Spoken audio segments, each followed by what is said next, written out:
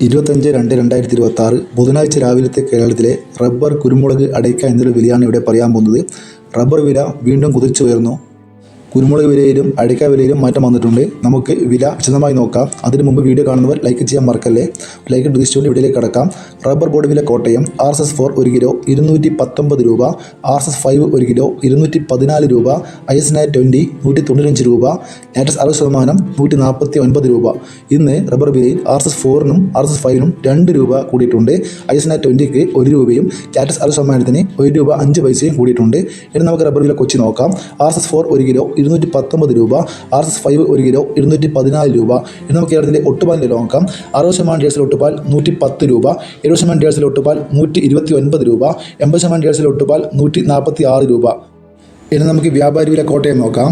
RSS4 1 kilo 211 രൂപ, RSS5 1 kilo 206 രൂപ, ISS 188 രൂപ 50 പൈസ മുതൽ 189 രൂപ വരെ. ഇന്ന് വ്യാപാരി വിലയിൽ RSS4നും RSS5നും 2 രൂപ കൂടിയിട്ടുണ്ട്. ISNന്റെ വിലയിൽ 1 രൂപ കൂടിയിട്ടുണ്ട്.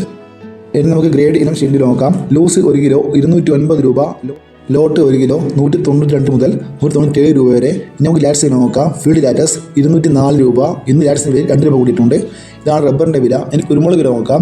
കുരുമുളക് ഗാർബിൾഡ് 1 കിലോ 719 രൂപ, അൺഗാർബിൾഡ് 1 കിലോ 699 രൂപ, കുരുമുളക് പുതിയത് 689 രൂപ, കുരുമുളക് നാടൻ 690 രൂപ, കുരുമുളക് വഴാടൻ 695 രൂപ, കുരുമുളക് ചേട്ടൻ 675 രൂപ.